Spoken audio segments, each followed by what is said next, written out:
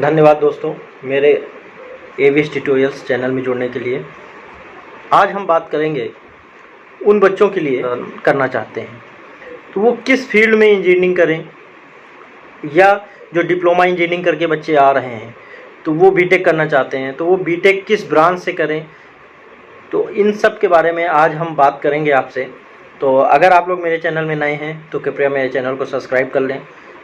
मेरे वीडियो को अगर पसंद आए तो उसे लाइक कर दें और शेयर कर दें जिससे ज़्यादा से ज़्यादा बच्चे देख सकें। तो आइए हम लोग जानते हैं कि बीटेक में जो बच्चे एडमिशन लेने वाले हैं, अगर वो डिप्लोमा इंजीनियरिंग करने के बाद लेटरल एंट्री के थ्रू सेकेंड ईयर में जाने वाले हैं या फ्रेश एडमिशन लेने वाले हैं, तो वो किस ब्रांच में या क्या स्कोप है ब्रांच का, तो उसमें एडमिशन लें।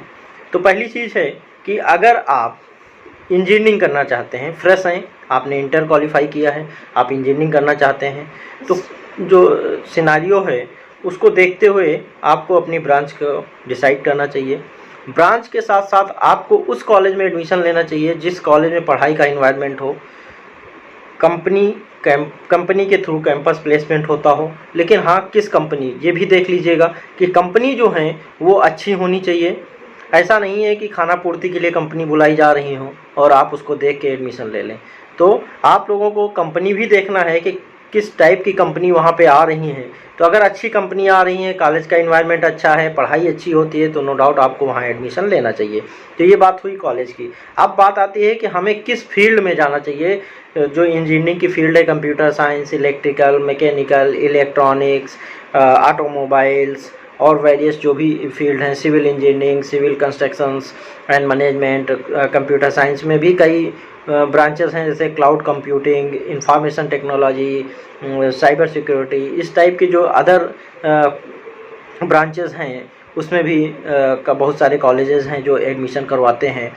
तो आप लोगों को किस ब्रांच में कैसे क्या एडमिशन लेना चाहिए। तो सबसे पहली बात जो हम बात कर रहे हैं ब्रांच की, तो उसमें सबसे पहली चीज़ है कि आप लोगों को हमेशा अगर बीटेक करना है तो कोर ब्रांच में एडमिशन लेना चाहिए।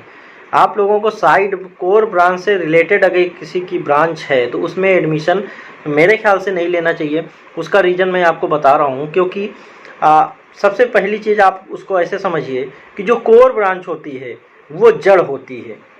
जैसे पेड़ है तो पेड़ में क्या है, जो जड़ें हैं, जो नीचे का पोर्शन है, जो जड़ हैं, वो क्या है, वो कोर ब्रांच है। जब पेड़ खड़ा हो जाता है, बड़ा हो जाता है, तो जो भी डालें हैं उसकी, वो क्या हैं, वो शाखाएं, जो भी शाखाएं हैं वो उस ब्रांच की सब ब्रांच हैं। तो आप लोगों को सब ब्रांच पे एडमिशन ना लेके कोर ब्रांच में लेना चाहिए, जिससे कि आप लोग उन सभी डालों पे जा सकें। अगर हम नीचे की बेस अगर हमारा मजबूत है तो हम किसी भी ब्रांच में, किसी भी ब्रांच की सब ब्रांच में हम मूवमेंट कर सकते हैं। लेकिन अगर आपने पहले से ही किसी सब ब्रांच को डिसाइड कर लिया और आप उसी सब ब्रांच में हैं, उसी सब ब्रांच में पढ़ने जा रहे हैं, तो जाहिर सी बात है कि आपको केवल उसी फील्ड में नॉलेज मिलेगी और आप उसी फील्ड में जॉब कर सकते हैं। तो इसलिए सबसे पहली चीज़ है कि आप लोग जो भी एडमिशन लीजिए कोर ब्रांच में लीजिए। अगर कंप्यूटर साइंस की बात करें हम, तो कंप्यूटर साइंस में बहुत सारी फील्ड्स हैं, क्लाउड कंप्यूटिंग है, आईटी इंफॉर्मेशन टेक्नोलॉजी है, साइबर सिक्योरिटी है, अदर बहुत सारी ब्रांचेस आती हैं जिसमें बहुत सारे कॉलेजेस होते हैं जो बीटेक करवाते हैं और आप लोगों को प्रेशराइज करते हैं कि आप लोग जो है कोर ब्रांच में ले लीजिए। क्लाउड कंप्यूटिंग का फ्यूचर बहुत अच्छा है, ग्रीन कंप्यूटिंग का फ्यूचर बहुत अच्छा है, सिक्योरिटी से रिलेटेड फ्यूचर बहुत अच्छा है। तो इस तरीके की जो भी चीज़ें हैं वो, इनकी बात बिल्कुल सही है, क्लाउड कंप्यूटिंग का फ्यूचर है, सिक्योरिटी से सब कुछ ठीक है। लेकिन अगर आपने सपोज डैट आपने क्लाउड कंप्यूटिंग ले लिया कंप्यूटर साइंस में बीटेक में लेटरल एंट्री में, या ऐसे ही अगर आप फ्रेश स्टूडेंट हैं, इंटर के बाद आप कंप्यूटर साइंस में आप अपना फ्यूचर बनाना चाहते हैं, तो आपने क्लाउड कंप्यूटिंग अगर आपने डिसाइड कर ली, तो क्या होता है कि अब आपको क्लाउड कंप्यूटिंग से रिलेटेड ही चीज़ें पढ़ने को मिलेंगी और आपकी जो जॉब होगी वो स्पेशलाइज्ड हो गई, मतलब कस्टमाइज हो गई कि अब आपको क्लाउड कंप्यूटिंग में ही जॉब करना है।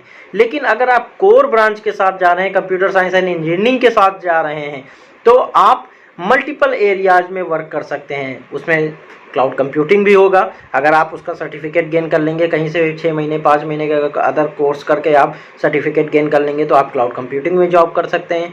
आप किसी प्रोग्रामिंग में डेवलपमेंट के रूप में जॉब कर सकते हैं।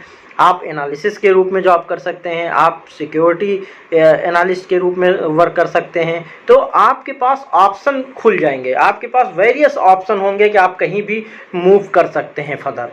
लेकिन अगर आपने कोई स्पेशलाइज्ड ब्रांच ले ली तो आप, इसका मतलब है कि आप उसी स्पेशलाइज्ड ब्रांच में ही मूवमेंट कर सकते हैं। मेरा ये मानना है कि सबसे पहली चीज़ है आप लोगों को कोर ब्रांच में एडमिशन लेना चाहिए, सब ब्रांच में एडमिशन नहीं लेना चाहिए। सब ब्रांच तो मास्टर लेवल की बात होती है, जब आप एमटेक करने जाइए तो वहाँ पर बात होती है सब ब्रांच की। तो वहाँ पे आपको एक स्पेशलाइज्ड फील्ड चुननी पड़ती है। तो उस स्पेशलाइजेशन के लिए जो बात आती है वो आप लोग मास्टर डिग्री के लिए या किसी सर्टिफिकेट प्रोग्राम के लिए रखिए, लेकिन बीटेक में ही स्पेशलाइजेशन नहीं करना चाहिए, बीटेक में कोर ब्रांच के साथ ही जाना चाहिए। तो ये बात रही स्पेशलाइजेशन और कोर ब्रांच में आपको एडमिशन कहाँ लेना चाहिए। तो मेरे ख्याल से कोर ब्रांच में ही आप लोगों को मूवमेंट करना चाहिए। अब बात आती है कि हमें किस ब्रांच में जाना चाहिए।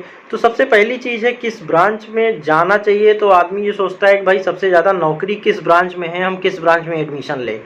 तो यहाँ पर बात आती है कि नौकरी हर ब्रांच में है। इस पर मैंने एक वीडियो भी बनाया हुआ है कि किनको नौकरी मिलती है और कैसे करें कि नौकरी मिल जाए। तो हर ब्रांच में आपको जॉब के ऑप्शन हैं, हाँ कम ज़्यादा हो सकते हैं। मान लीजिए कंप्यूटर साइंस है, सिविल है, मैकेनिकल है, इलेक्ट्रॉनिक्स है, इलेक्ट्रिकल्स है। तो इन सब ब्रांच में कुछ ब्रांच में ज़्यादा जॉब के चांस होते हैं, कुछ ब्रांच में जॉब के चांस कम होते हैं, ये बात ठीक है। लेकिन जॉब हर ब्रांच में आपको मिलेगी अगर आपने क्वालिफिकेशन गेन की है, अगर आपके पास नॉलेज है तो आपको जॉब से कोई रोक नहीं सकता, चाहे जिस ब्रांच में हो। लेकिन जो प्रेजेंट सिनेरियो चल रहा है उसमें 2-3 ब्रांचेस बड़ी कॉमन हैं। चाहे वो सिविल इंजीनियरिंग की बात करें तो सिविल इंजीनियरिंग एक अच्छी ब्रांच है, इलेक्ट्रिकल इंजीनियरिंग एक सदाबहार ब्रांच है जिसमें हमेशा से जॉब क्रिएट होती रही है, मैकेनिकल इंजीनियरिंग भी एक अच्छी ब्रांच में से है, उसमें भी लगातार जॉब क्रिएट होती रही हैं। और तीसरी है कंप्यूटर साइंस इंजीनियरिंग। तो कंप्यूटर साइंस इंजीनियरिंग एक बहुत ही अच्छी ब्रांच है अगर हम इसको कहें, क्योंकि इलेक्ट्रॉनिक्स, इलेक्ट्रिकल, मैकेनिकल जितनी भी अदर ब्रांचेस हैं वहाँ पर भी कंप्यूटर से रिलेटेड वर्क होता है, कंप्यूटर प्रोग्रामर रखे जाते हैं।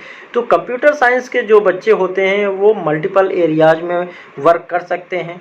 और जो अदर ब्रांचेस हैं वो भी अच्छी ब्रांचेस हैं। आप लोग मैकेनिकल, इलेक्ट्रिकल और इलेक्ट्रॉनिक्स, सिविल, कंप्यूटर, ये जो बेसिक 4-5 ब्रांचेस हैं इसमें आप लोग ट्राई कर सकते हैं। ये एक अच्छी ब्रांचेस हैं, इसमें ज़्यादातर जॉब क्रिएट होते हैं और करेंट सिनारियो में इन्हीं ब्रांचों में ज़्यादातर जो जॉब का ट्रेंड है वो मूव कर रहा है। तो एक आप लोग डिसाइड कर सकते हैं जिसमें आप लोगों को रुचि हो आप उसमें एडमिशन लीजिए, जॉब आपको मिलेगी, बस नॉलेज आपको गेन करना है। तो सबसे पहली चीज़, ब्रांच के साथ साथ आप लोग नॉलेज की तरफ बढ़ेंगे तो आपको नौकरी निश्चित मिलेगी। ये मेरा आप लोगों से कहना है कि आप लोग नॉलेज गेन करिए, नॉलेज गेन करेंगे जॉब निश्चित मिलेगी। ब्रांच कोई मतलब नहीं है, आप किसी भी ब्रांच के साथ जाइए। तो आज के लिए बस इतना ही। धन्यवाद मेरे चैनल में जुड़ने के लिए। अगर मेरा वीडियो पसंद आया हो तो इसको शेयर कर दें, लाइक कर दें और मेरे चैनल को सब्सक्राइब कर दें। Thank you.